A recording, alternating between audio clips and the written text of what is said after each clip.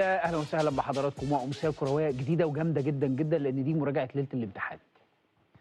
فبما اننا بنتكلم ليله الامتحان وان شاء الله باذن الله يكرم المرء باذنك يا رب ومنتخبنا الوطني يكسب كوت ديفوار بكره.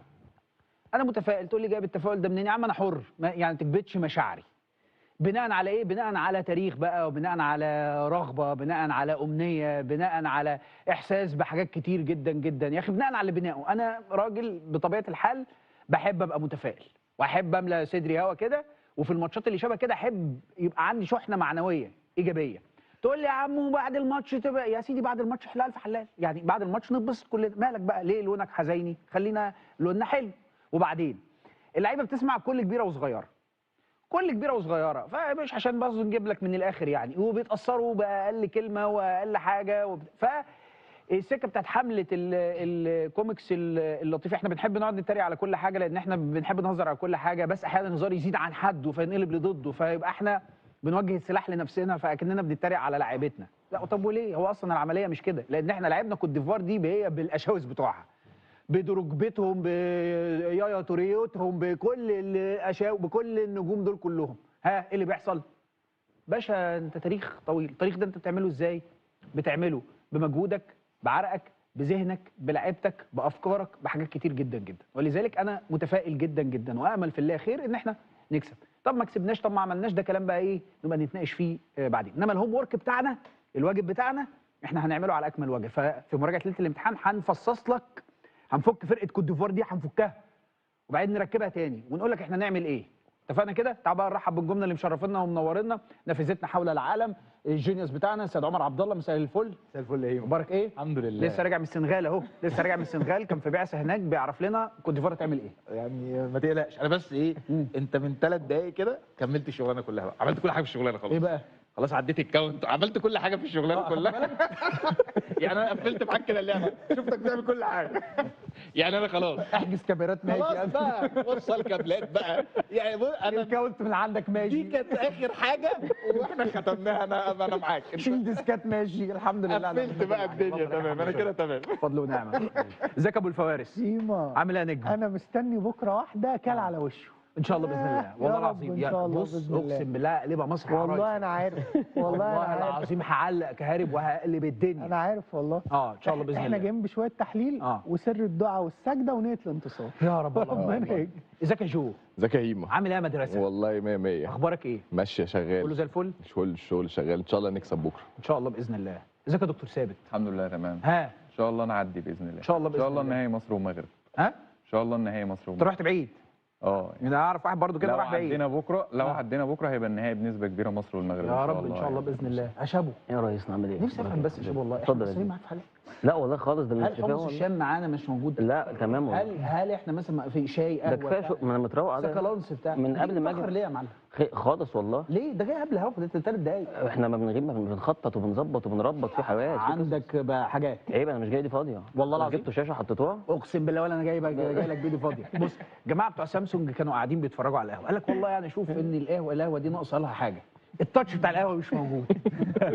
فراحوا باعتين لنا اكبر شاشه موجوده في سامسونج، هي اللي قدام حضرتك دي شاشه اوليد 83 بوصه، وقال لك بقى دي ايه؟ دي بتشتغل في الجيمنج جامده جدا، يعني انت لو هتشغل عليها جيمنج ماتش كوره سريعه بقى، قال لك 144 هرتز فبتعمل شغل عالي.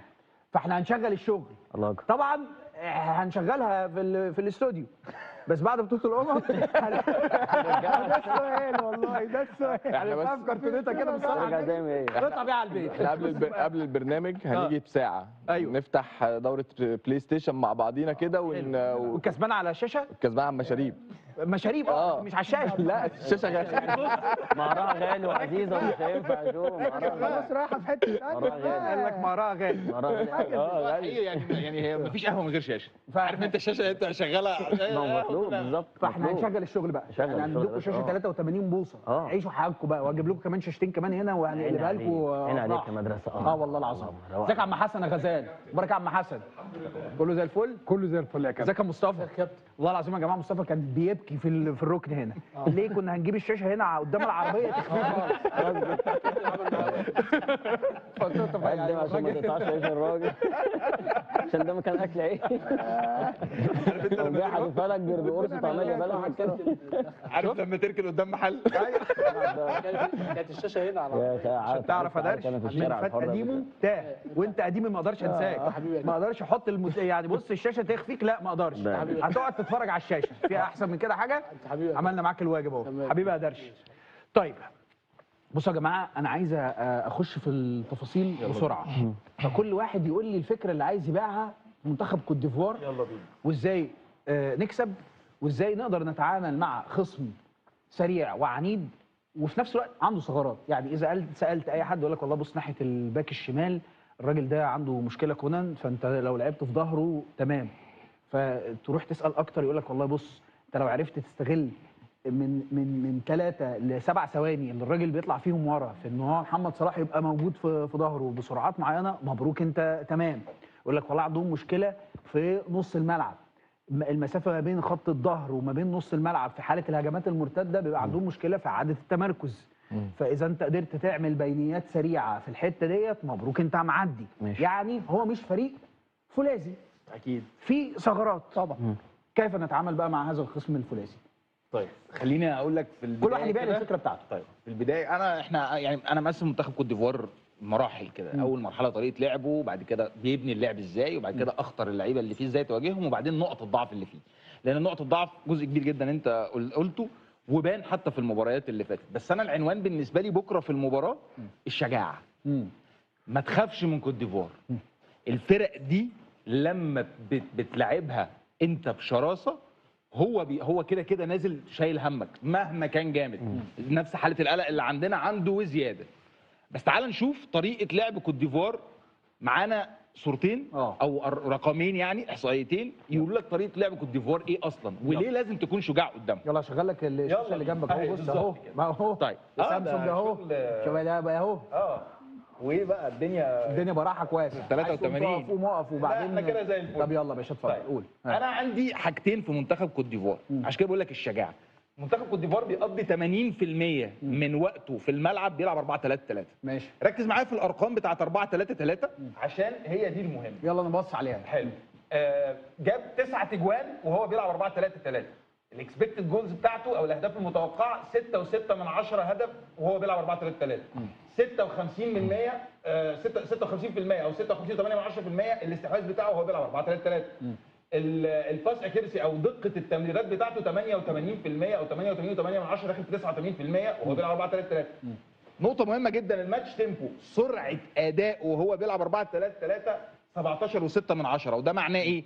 ان الفريق بيعمل 17 تمريره في كل دقيقه استحواذ والكره معاه. خليك معانا يا فارس. رتم عالي في سرعه الاداء وهو بيلعب بالطريقه دي. اللونج شير باس او اللونج باس شير بيلعب 6.8. المهم بالنسبه لي الضغط بتاعه، معدلات الضغط البي بي دي اي، الارقام دي مهمه جدا. لو فكري بقى الحاجات دي انا هقول لك دلوقتي. 8.4 وهو بيلعب 4-3 في مقابل الفريق اللي قدامه بيبقى 16.5%. الارقام دي معناها ايه؟ الارقام دي ان وهو بيلعب 4-3-3 ب 80% من وقته عنده زمن استحواذ اكبر، عنده رتم وتيمبو اعلى. الماتش تيمبو ده اللي احنا قلناه اللي هو 17.6 ده، الفريق بيعمل كام تمريره في كل دقيقه استحواذ. فهو في دقيقه الاستحواذ الواحده بيعمل 17 تمريره. كل ما زاد عدد التمريرات كل ما زاد نسق الفريق ورتمه، فبالتالي هو رتمه سريع، بيعمل 17 تمريره بس في كل دقيقه استحواذ. طيب معدلات الضغط بتاعته هو 4-3-3 8.4. يعني ايه؟ يعني بيضغط على الفريق، بيسيبك تعمل 8 تمريرات بس ويخطف الكوره. وهو بيلعب 4-3-3. طب ايه علاقه الشجاعه بده؟ خش على الصوره اللي بعد كده. يلا. لما الفرق بتهاجمه ويقضي 20% من وقت المباراه 4-5-1 يرجع في نص ملعبه. بص الارقام بقى هتتغير ازاي. يلا. لانه بيفقد قوته وانت جريء عليه وانت شجاع قدامه. الجولز جاب جون واحد بس، هناك 9. الاكسبكتد جولز 1.7، هناك 6 و6. ماشي. البوزيشن نزل ل 48% من 56. الاستحواذ. الباس اكيورسي ب 91% في مساحه ضيقه. الماتش تيمبو بطئ زاد من 17 ل 19 فبطأ. فبقى ابطا. البي بي دي اي بتاعه بقى يسمح للمنافس ب 11 تمريره بدل 8. فبقى انت كل ما تحط كوت ديفوار في نص ملعبها وتخليها تحول طريقه لعبها من ال 4-3-3 لل 4-5-1 هو بيفقد قوته. فبالتالي انت اول حاجه نقولها في مباراه بكره هو الفريق ده مميز بطريقته. لخبط له ورق. كل ما هيطلع قدام وكل ما هيجي هو عليك هيبقى بارقامه الخطر دي، بس لما انت تروح عليه انت هتلعبه بطريقه هو مش متعود عليها وهو اضعف. انت عايزنا نهاجم كوت ديفوار؟ ما انا هجيبش كوت ديفوار ليه؟ ايه المشكله؟ مش هنلعب على الكاونتر اتاك؟ هل هنا بقى الفكره بقى هل مناسب ان العب كاونتر اتاك؟ هل المناسب ان العب كاونتر اتاك ولا المناسب ان انا اضغط كوت ديفوار واحطها في نص ملعبها؟ يا جدع ايه المناسب؟ يا جدع ايه المناسب؟ ايه المناسب؟ انا رايي كونتر اتاك طبعا. كاونتر اتاك طبعا. حلو. استقبالك للعب هنا نابع من فكره ايه؟ انا عايز اضيق عليهم المساحات، صح؟ بس في نفس الوقت الداتا بتاعتهم بتقول لك ايه؟ بتقول لك ان انت كل ما بتقربوا من جونك كل ما بيبقى اخطر. ماشي. فانت محتاج تعمل ايه؟ اقسم المباراه. بس يبقى الفكره كلها مش ان انا العب تحت الكره وكاونتر اتاك من الدقيقه 1 وفي نفس الوقت خد بالك عشان في بس خلط في النقطه دي. انا لما بقول لك اهاجم كوت ديفوار مش معناها ان انا اضغط عليه عالي والكره معاه خالص. انا طول ما الكره معاه انا هرجع. ماشي. بس لما اخد الكره ما اديهالوش. ما انا مش هديها بقى. بس هي الفكره في كده. الكاونتر انا مجنون بقى يعني اخد ليه بقى؟ ليه بقى؟ لان الكاونتر اتاك اللي انت هتلعبه ده لو مش مدروس هيبقى عباره عن ايه؟ عن سكند بول بالنسبه له. هتاخد الكره هتطلعها هياخدها يبقى راكد بس هيبقى سكند بول بالنسبه له واخد الكره الثانيه على طول. فالخوف الزياده هيفتح له مساحه هتخلي الارقام اللي في الصوره الاولانيه هي اللي تطغى على المباراه وبالتالي انت بتسلمه المباراه في نقطه قوته. عمر عبد الله نقطتين. العنوان بقى يعني اللي انت قلته ده اديني عنوان. عمر عبد الله نقطتين. واجه كوت ديفوار بشجاعه والهجوم بشجاعه محسوب. ماشي. فارس هتبيع لي ايه؟ هروح بقى شايف منتخب مصر يعمل ايه في مقابل فكره اللي اتقالت طبعا من عمر عن كوت ديفوار. وجهه نظري ازاي نقدر نعمل ده، الصوره بتاعه التشكيل وبعض النقط اللي مهمه جدا تتعلق بالتشكيل. يلا بينا اهي. ده منتخب مصر 3-5-2. ماشي. وجهه نظري ان المنتخب فعلا محتاج يحافظ على فكره الثلاثه ورا في المباراه دي. انت لعبت قدام جنوب افريقيا بكل الافكار بتاعتها اللي هي فريق فيه 2 محترفين بس ومع ذلك رحت لفكره 3-5-2 مشيت معاك كويس ومشيت معاك بشكل جيد. طيب انت المباراه دي هل كافي ان يكون في لاعب محور ارتكاز واحد فقط بمهام دفاعيه بالبروفايل بتاع مروان عطيه؟ وجهه نظري الشخصيه اطلاقا. وكان كنت اتكلمت انا ودكتور احمد ثابت في الحلقه اللي فاتت عن اهميه مهند لاشين. طب بما ان اللي جاي من المعسكر ان مهند لاشين مش جاهز بنسبه 100%، طيب هنا وجود حمدي فتحي وخروجه لنص الملعب جنب مروان عطيه هو بالفعل افضل الخيارات الموجوده لانه هو لاعب عنده القدره ان هو يعمل دي وده مركزه الاساسي. سيدة طمن بالله انا سالت شات جي بي تي قلت له انا عايز اعمل كده ودخلت له البيانات كلها بتاعت كوت ديفوار. قلت له احنا عايزين نلعب الناس ديت فهنلعب بمين ونعمل ايه؟ فراح قال لي الاثنين اللي في نص الملعب لازم يبقوا حمدي فتحي ومروان عطيه ويلعب امام قدام. يبقى دارسين ولا مش دارسين؟ شات جي بي تي ايوه. احنا دارسين ولا طيب عشان بقى هو المجاني ده انا ما دفعتش ابو فلوس. مش برو كمان؟ لا ده مشكله كده. عارف لو برو كان قال لك بقى هات ربيعه ورا. لا بهدل لكم. طيب عشان نعمل ده ونقدر نحافظ على الثنائيه اللي هتقابل فرانك كيسي طبعا لاعب مهم جدا في كوت ديفوار وهنروح له في كوت ديفوار برضو عندنا كلام مهم عنها. وعشان تقدر تواجه الثلاثه بتوع كوت ديفوار اللي هي 4-3-3 نص ملعب قوي جدا، نص ملعب فيه مجهود بسنجاري وكيسي ومعاهم اللاعب اللي انا بشوف انه فرق معاهم جدا جدا اولاي لما دخل على حساب السيري اللي بدا البطوله وفوفانا فرق معاهم وده انا شايفه لعيب جه في البطوله 19 سنه اداهم ورك ريت مختلف تماما لنص الملعب وكان في رايي من اهم اللعيبه في مباراه بوركينا. طب انت عشان تواجه المجهود البدني الورك ريتس العاليه قوي في نص الملعب والتيمبو السريع والكره اللي دايما اللعيبه بتلاقي انا عايز اقول لك فرانك كيسي طول المباراه بيحرك الكره وبيوزع الكره وهو حافظ تحركات كل لاعب.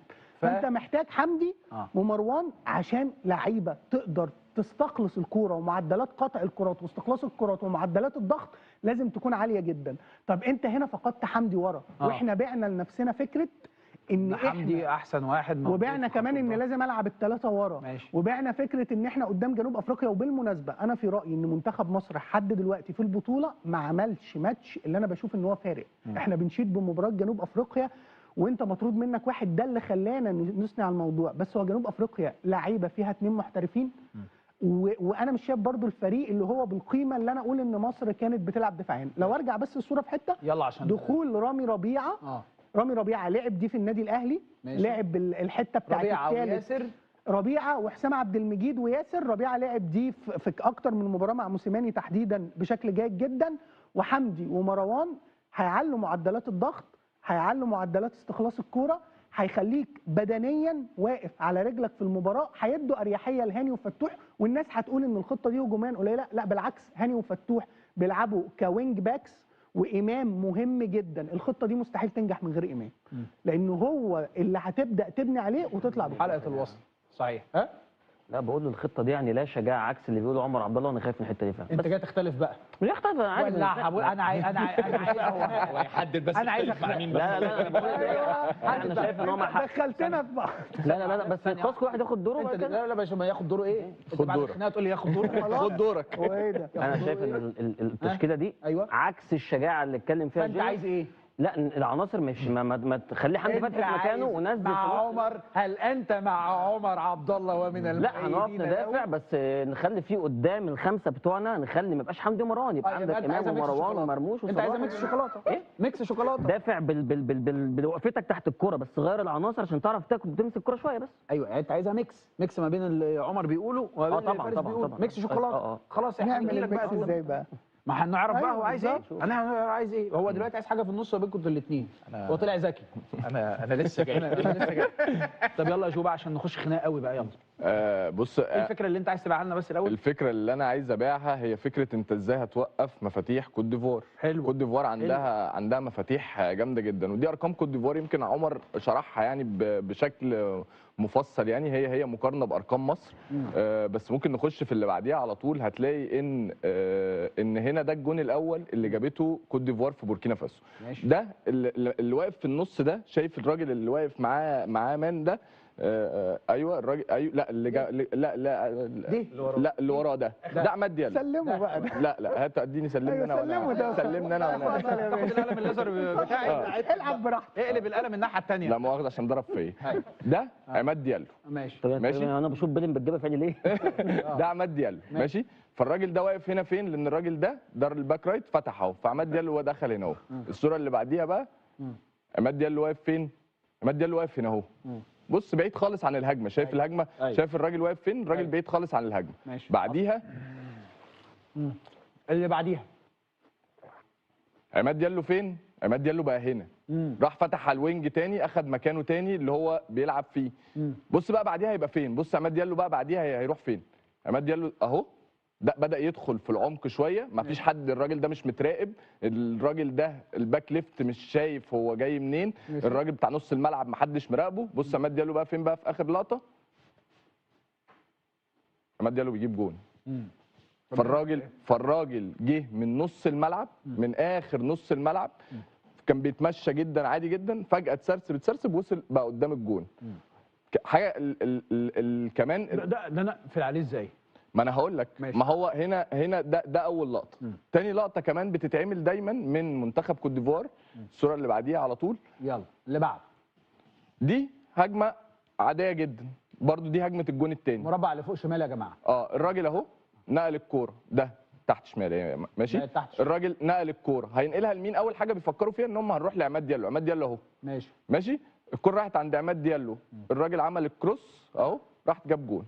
فهو الراجل كمان مش فكره ان انا دايما هبقى قاطع على فاتح على الخط او داخل لجوه، لا هو الراجل بيستخدم في افكار كتيره جدا. عشان كده فكره فارس اللي هو بيقول عليها، فكره ان انا يبقى عندي اتنين قافلين على الراجل ده، سواء واحد من نص الملعب بيضم على فتوح، او فكره ان انا ممكن امن فتوح بمدافع تاني من وراه عشان الراجل ده بيتسرسب بيخش في المساحه اللي ما بين نص الملعب وخط الدفاع، فانا لازم ابقى مركز قوي الراجل ده هيعمل ايه. الناس دي كمان مش بس بتعتمد على كده، الناس دي اول لما في كل كوره هتلاقي في الصور اللي بعديها هتلاقي ان هم دايما اول لما الكوره بتروح، لا اللي بعديها دي ارقام عماد ديالو عامه. بص الكره دايما هتلاقيها ان هم دايما بيدوروا عليه. بص الراجل اللي رايح انفراد لوحده ضيعها اي نعم في ماتش بوركينا فاسو، بس هي الكره اصلا كانت ناحيه الشمال اتنقلت على طول ناحيه اليمين لعماد ديالو عشان يخلص الجول.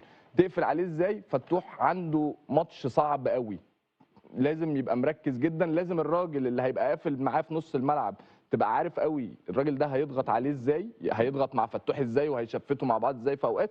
والراجل القلب الدفاع اللي هيبقى بيلعب ورا فتوح ده برده لازم يبقى مركز مع عماد ديالو بشكل كبير جدا.